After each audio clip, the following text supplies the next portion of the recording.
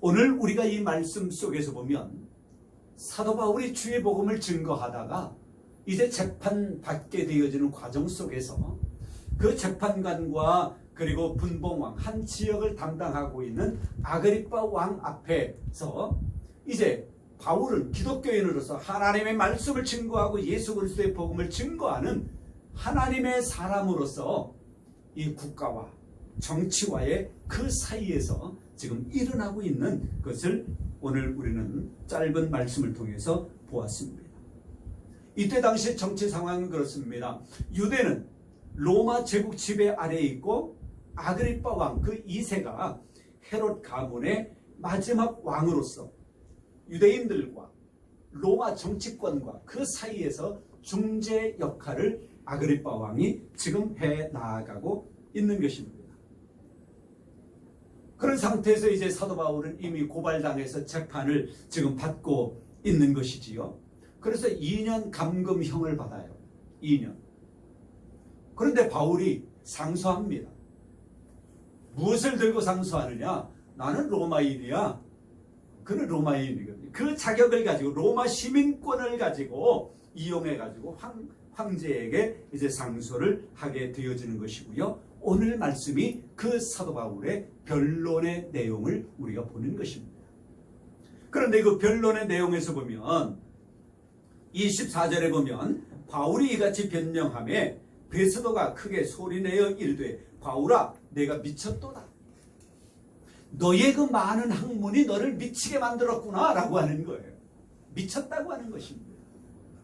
하나님의 말씀을 증거하고 예수 그리스도를 증거하는 사도 바울이 지금 미쳤다는 거예요. 그러니까 바울이 그렇게 말해요.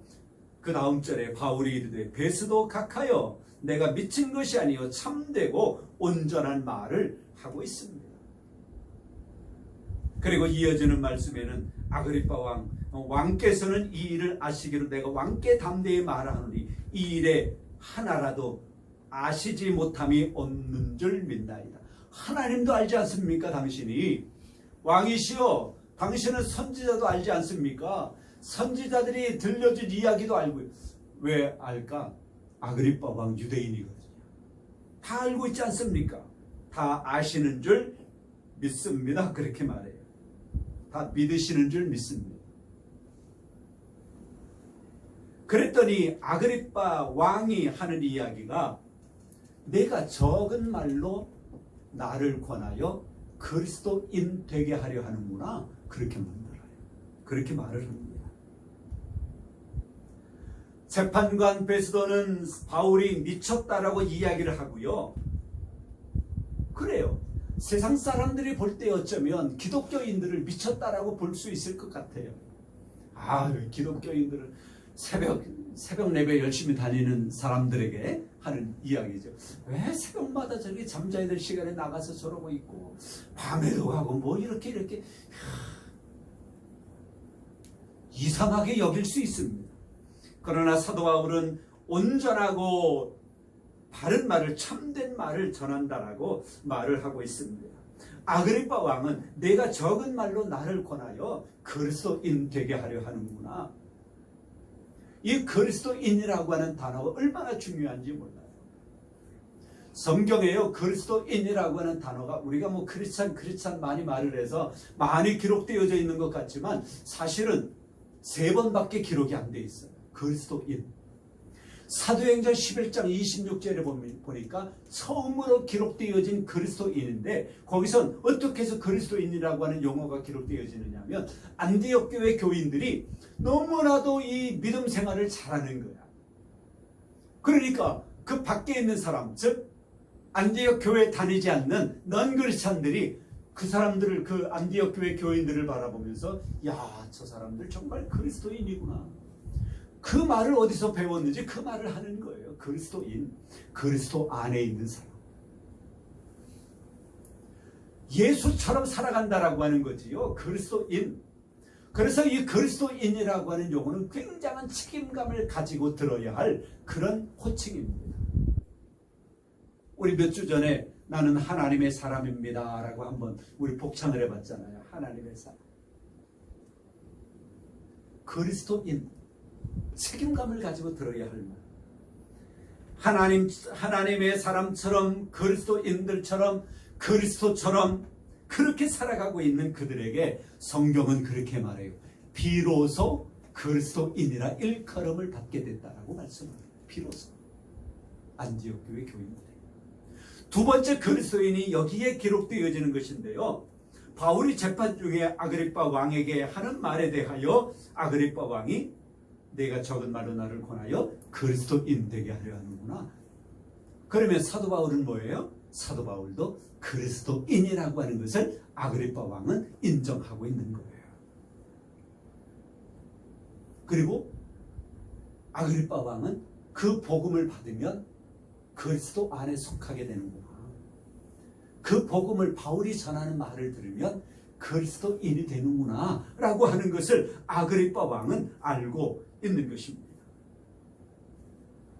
그러니 이것은 복음을 증거할 때에 복음을 믿지 않는 사람들이 할 수 있는 말이에요. 야, 우리가 전도할 때 그렇게 말하는 거예요. 상대방이. 야, 너 그 짧은 말로 나 예수 믿게 만들려고? 그렇죠. 그런 말 들어보셨습니까? 전도 안 해봤으면 못 들어봤을 거예요. 너 나 교회 데리고 가려고? 아주 쉬운 말로. 내가 나를 그리스도인 되게 하려 하는구나.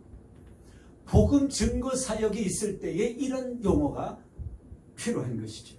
그러면 세 번째는 언제 그리스도라고 하는 말이 기록되느냐면 베드로전서 4장 16절에 그리스도인들이 고난을 받으면, 베드로서는 이 종말에 대한 이야기도 기록되거든요. 그리스도인이 예수님을 믿는 사람들이 고난을 받으면 부끄러워하지 말고 도리어 하나님께 영광을 돌리라고 기록이 되어져 있습니다.